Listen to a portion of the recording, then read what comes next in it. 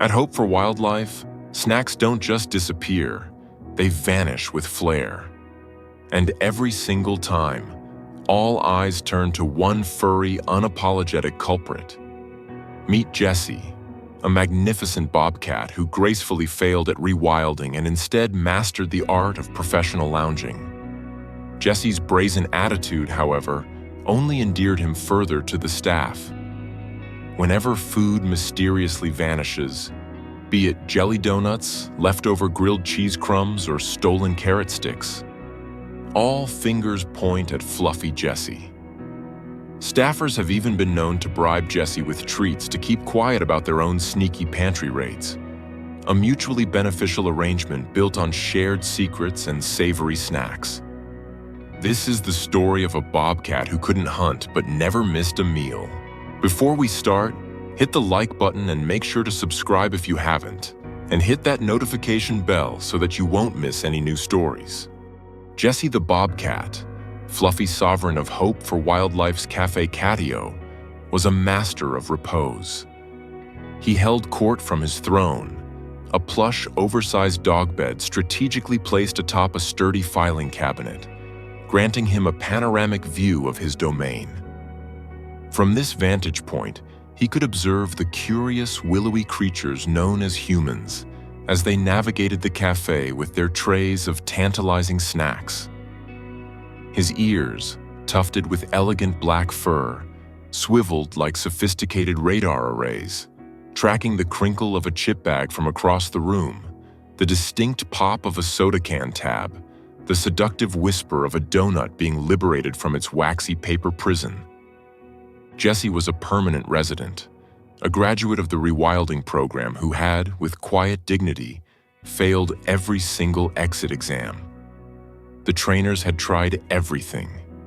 They'd hidden food, simulated prey, and encouraged him to embrace his inner predator. Jessie, in turn, had treated their efforts with the mild interest of a tenured professor watching a freshman's interpretive dance. He'd sniffed the cleverly hidden quail, given the rehabbers a look that clearly communicated, "Oh, how quaint," and then ambled back to the main building to nap near the radiator. It was soon decided that Jessie's true calling was not in the harsh wilderness, but in the demanding field of professional lounging. He was officially given the title Ambassador of Fluff, a role he took to with the solemn gravity it deserved.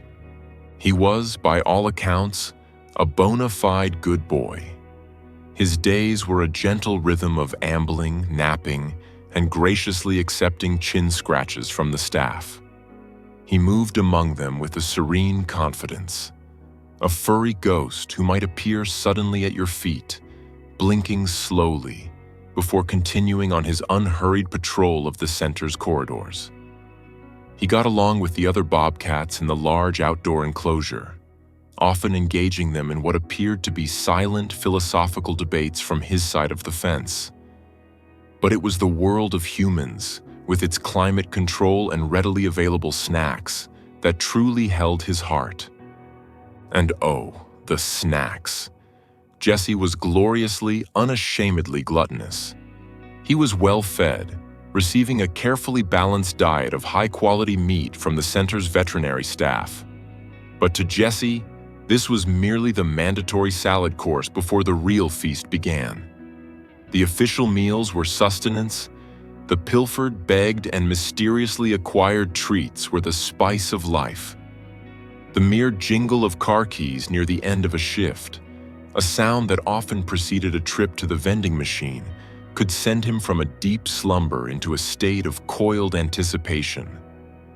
He'd leap from his throne with the grace of a furry avalanche, his paws making soft, thudding sounds on the linoleum floor, his golden eyes alight with a singular, focused purpose: the acquisition of a clandestine nibble. This singular focus led to a recurring phenomenon at Hope for Wildlife: the mysterious vanishment of food. A half-eaten jelly donut left on a desk for a moment too long would disappear into the ether. The crispy, cheesy remnants of a grilled cheese sandwich, saved for a final, perfect bite, would be gone from a plate turned for a mere second. Even carrot sticks, the sad, healthy cousins of the snack world, were not safe. When these culinary crimes occurred, a silent, collective understanding would ripple through the staff. Every head would turn, every finger would metaphorically point in the direction of one fluffy, tuft-eared suspect.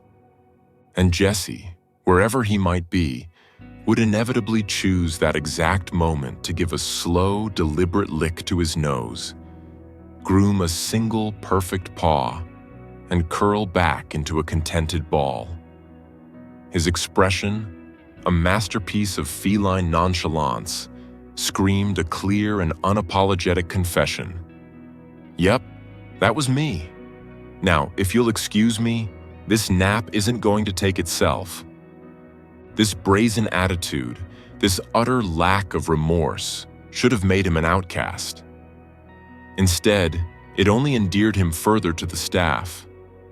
His thievery was a known quantity, a reliable quirk in the often stressful environment of a wildlife rehabilitation center. It was a source of endless amusement and a strange sort of comfort. But it was also the foundation of a complex and unspoken social contract. Jesse's reputation as the resident food felon had its perks for everyone involved. The staff, you see, were not without their own clandestine appetites. Brenda, the cafe manager with a voice like gravel and a heart of pure marshmallow, was officially on a strict diet prescribed by her doctor. Unofficially, she had a secret stash of chocolate-covered pretzels in the supply closet. Dr. Aris Thorne, the head veterinarian, was a man of science and discipline, except when it came to his wife's legendary apple pie, slices of which he would smuggle into the lab for a midday treat. Young Tim, the new intern with wide, earnest eyes, was simply trying to survive on an unpaid internship budget, which meant his lunch was often whatever free samples Brenda was offering that day. Jesse, in his gluttonous wisdom, had become the linchpin of this secret society of snackers. His silence, his willingness to take the fall for any and all missing food items, could be bought. The currency was, of course, more food. It was a beautiful, symbiotic relationship of shared secrets and savory snacks. Just yesterday, for instance, Dr. Thorne had found himself in a predicament. His wife had packed him an extra-large slice of her award-winning pecan pie, but he'd also promised Brenda he'd help her move a heavy bag of birdseed during his lunch break. He couldn't possibly eat the pie in front of her. He needed a distraction. He found Jesse dozing in a patch of sun near the reptile enclosure. "Jesse, my boy," Aris had whispered, palming a piece of premium sushi-grade salmon he'd confiscated from the otter enrichment supplies. "I have a business proposition for you." Jesse's eyes had opened, two gleaming gold coins in the dim light. The vet explained the plan in hushed tones. A small, harmless commotion near the kitchen.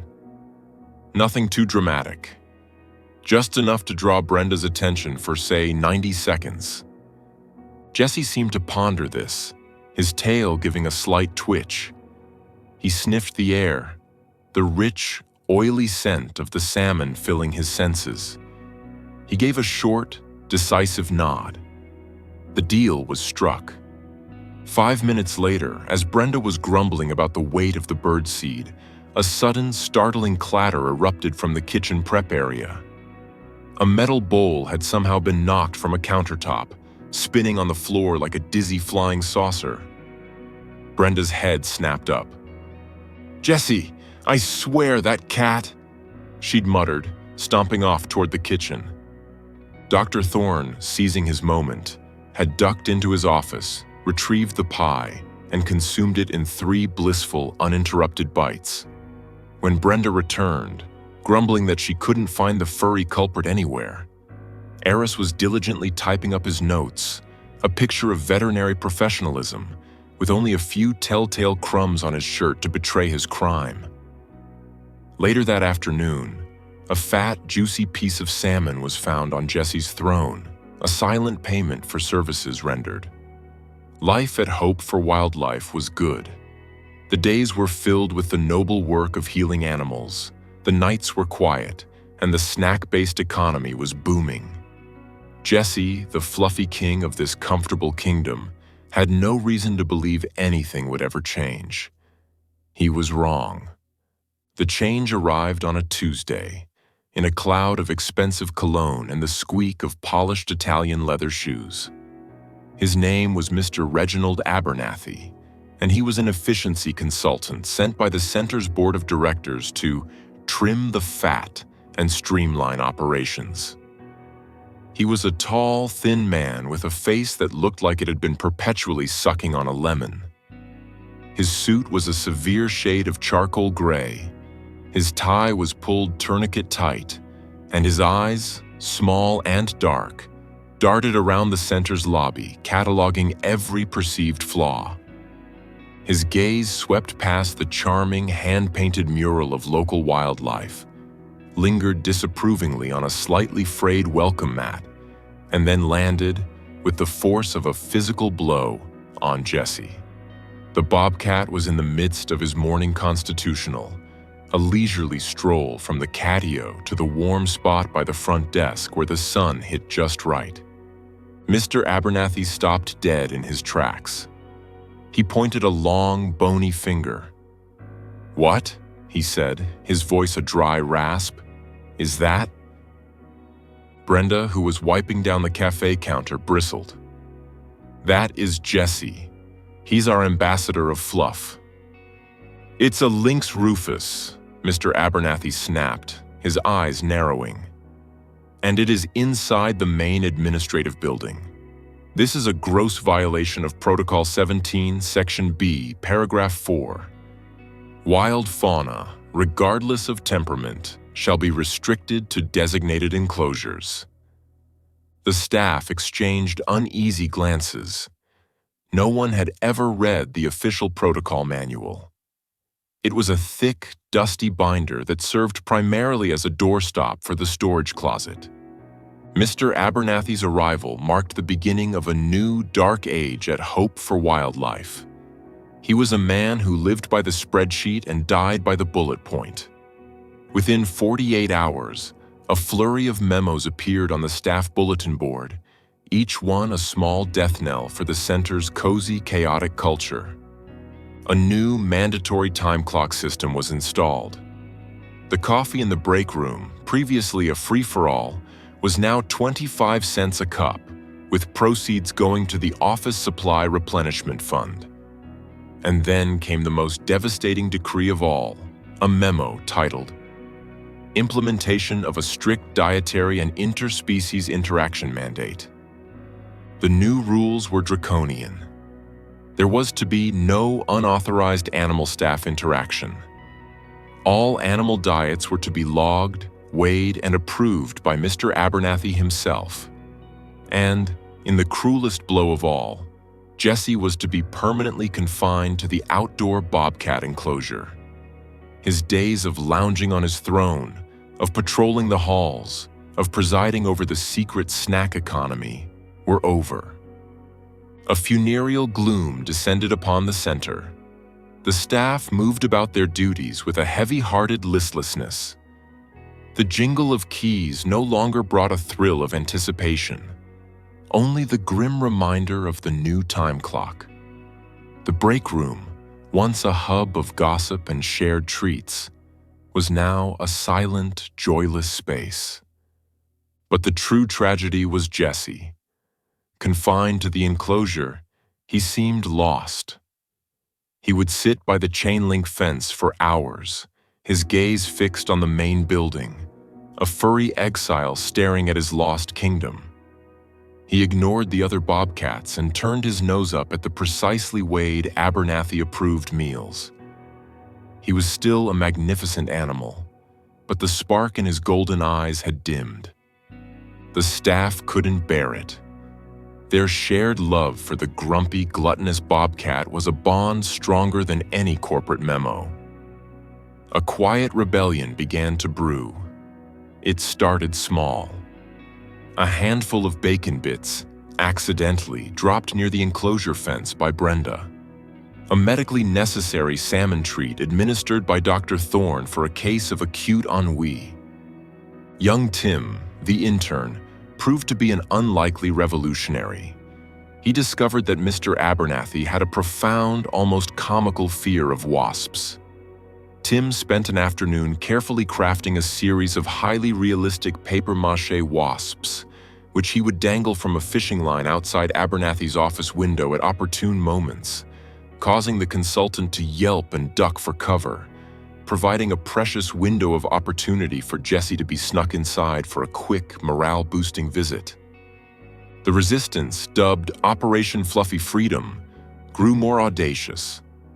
Brenda started stress baking, producing an arsenal of muffins and cookies that were used to bribe, distract, and curry favor. Dr. Thorne began diagnosing a wide array of bizarre, non-existent animal ailments that required his immediate and often lengthy attention in parts of the center far from Mr. Abernathy's watchful eyes. The symbiotic relationship, once based on simple snack sharing, had evolved into a full-blown covert operation with Jesse at its heart. The tension in the center was building, and it was all set to come to a head at the annual Autumn Feast fundraiser. It was the single most important event of the year, the one that kept the lights on and the incubators running. Mr. Abernathy, naturally, had taken full control of the planning, determined to make it a model of efficiency and fiscal responsibility. He'd cut the decorations budget, replaced the live band with a cost-effective smooth jazz playlist, and personally vetted every single item on the menu. The crown jewel of the event was to be a magnificent four-tiered pumpkin spice cake, donated by a celebrity pastry chef from the city. It was a work of art, a towering confection of cream cheese frosting, candied pecans, and delicate sugar-spun autumn leaves. Mr. Abernathy had it stored in the walk-in cooler in the kitchen, under lock and key, treating it with the reverence and security usually reserved for the crown jewels. The night before the fundraiser, the center was a hive of frantic activity. Volunteers were setting up tables, staff were rushing to complete their tasks, and Mr. Abernathy was marching around with a clipboard, his face a thunderous mask of concentration. In the midst of this controlled chaos, a critical error was made. A volunteer, tasked with feeding the animals in the outdoor enclosures, left the gate to the Bobcat run unlatched for less than a minute. It was all the time Jesse needed. He slipped out like a tawny shadow, a ghost of his former self, drawn by the irresistible scents wafting from the main building. At the same time, Brenda was attempting to smuggle a tray of her Rebel Alliance brownies into the break room. Dr. Thorne was trying to create a diversion involving a supposedly escaped gecko. Tim was preparing his most ambitious papier-mâché creation yet, a full-sized hornet's nest. It was a perfect storm of subterfuge and distraction. No one saw Jesse slip into the kitchen. No one saw the door to the walk-in cooler, which Abernathy had just inspected, swing silently shut. The discovery was made an hour later. Mr. Abernathy went for a final check on his prized cake. He unlocked the cooler, swung open the heavy door, and let out a cry of such pure, unadulterated horror that it brought everyone running. The cooler was empty. The magnificent four-tiered pumpkin spice cake had vanished. The scene of the crime yielded only 2 clues. The first was a single muddy paw print on the pristine white floor, a print that was unmistakably feline. The second was a faint, lingering aroma of cinnamon and bobcat. Mr. Abernathy's face, already pale, turned a ghastly shade of white. He spun around, his eyes blazing with a righteous fury. "Jesse," he hissed.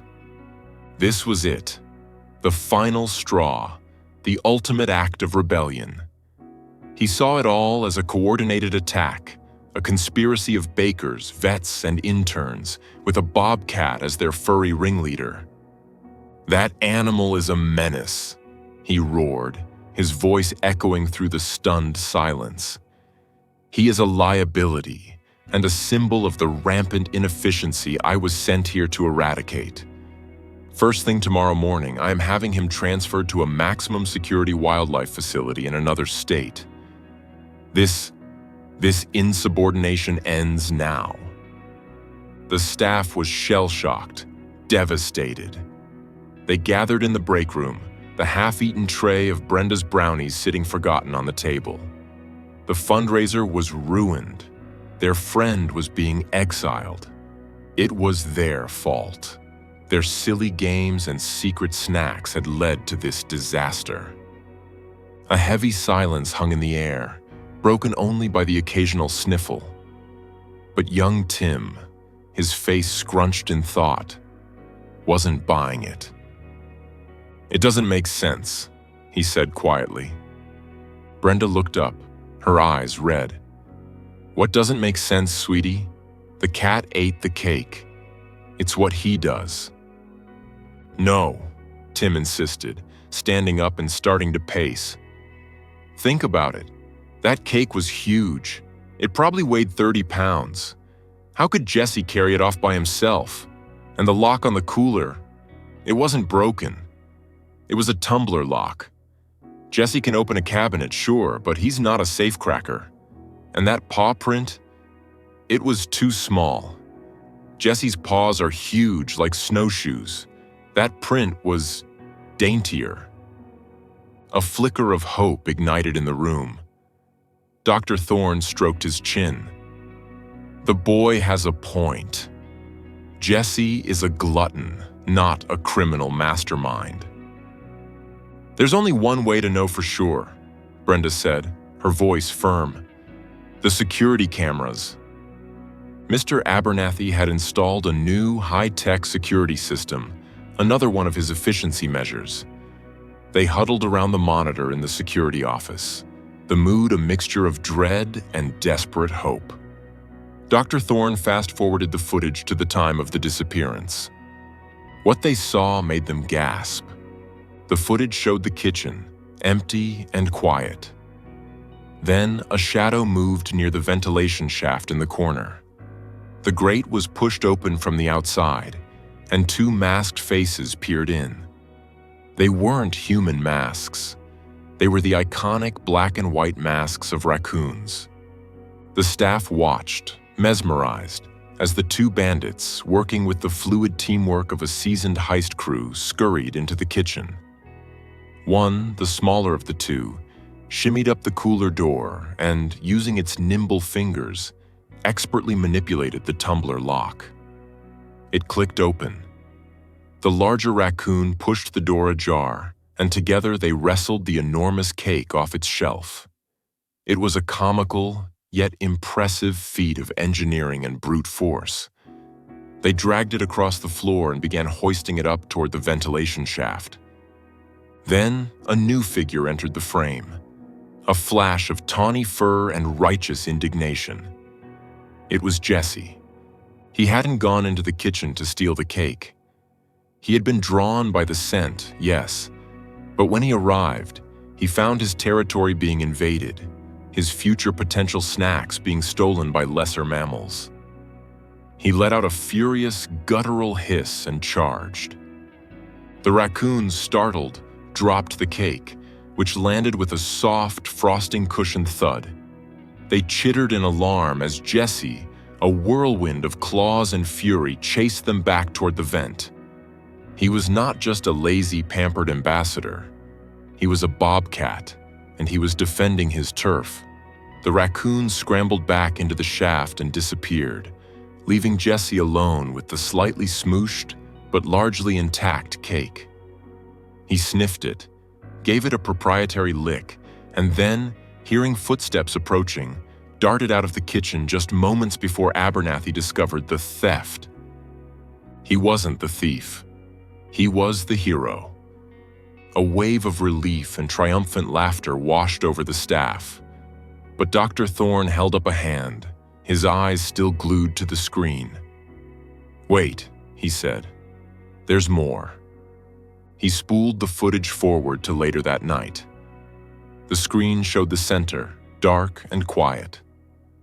A lone figure walked into the frame. It was Mr. Abernathy. He looked tired and sad, a stark contrast to his usual rigid posture. He stopped in front of the raccoon enclosure, the one housing the center's non-releasable residents. He reached into his coat pocket and pulled out his wallet, staring at a photograph inside for a long, mournful moment. Then, with a deep sigh, he took out a small, store-bought cupcake, placed it gently by the fence, and walked away. The staff looked at each other, confused. This act of quiet tenderness was so at odds with the man they knew.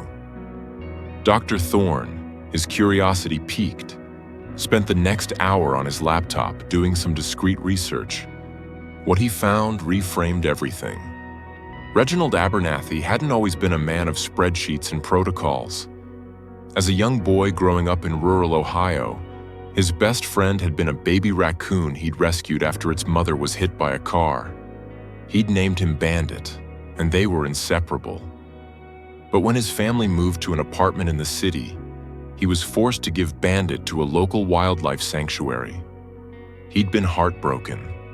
That loss, that painful separation, had shaped him.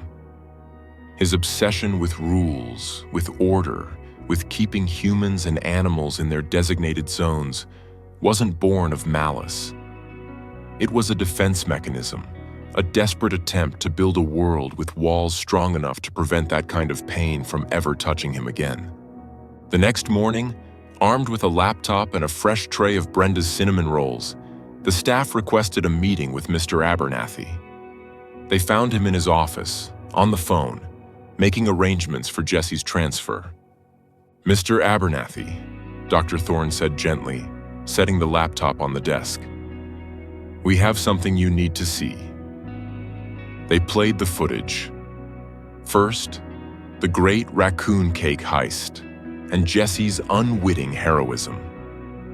A flicker of surprise crossed Abernathy's face. Then they played the second clip, his lonely late-night visit to the raccoon enclosure.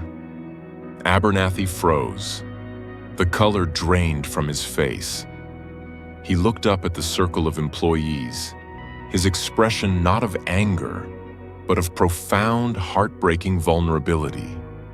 He saw no judgment in their eyes, only a quiet understanding.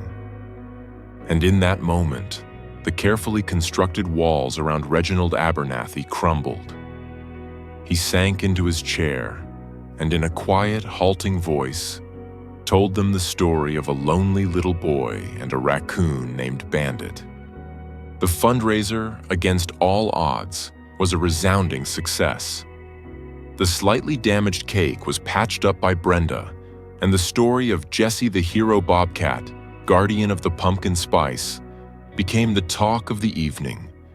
Donations poured in, far exceeding any previous year. People loved the story, the idea of this grumpy, fluffy guardian watching over their donations. The following Monday, Mr. Abernathy called a staff meeting. He looked different. The tie was slightly loosened, and the lemon-sucking expression was gone, replaced by one of quiet contemplation. He officially tore up his stack of memos. In their place, he instituted a single new policy: the Jesse Protocol. It officially sanctioned the Bobcat's role as Director of Morale and Snack Auditing, with full, unrestricted access to all non-sterile areas of the center. Furthermore, he announced a new anonymous donation to sponsor the raccoon enclosure for the next 10 years. The two cake thieves, who were eventually live-trapped and relocated to a more appropriate, less pastry-filled environment, were fondly, if unofficially, named Reggie and Bandit. The story ends, as it so often does, back in the Café Catio. Jesse is lounging on his throne, which has been upgraded with a memory foam cushion. He's enjoying a large, well-earned piece of grilled salmon, a bonus for his security services. The center is bustling with the familiar, happy energy of before. The symbiotic relationship has been restored, but it's stronger now, built not just on shared secrets and snacks, but on a shared understanding. Mr. Abernathy sits at a corner table, sipping from a mug of what is now, once again, free coffee. He watches Jessie for a moment, a small, genuine smile gracing his lips. He breaks off a piece of his blueberry muffin and, when he thinks no one is looking, discreetly slides it off the table and onto the floor. From his throne, Jessie's ear twitches. He opens one golden eye, fixing it on the offering. He doesn't move immediately. He makes the man wait, just for a moment. Then, with a slow, deliberate blink and a contented lick of his nose, he accepts. The deal is struck. The kingdom is safe. The king is content.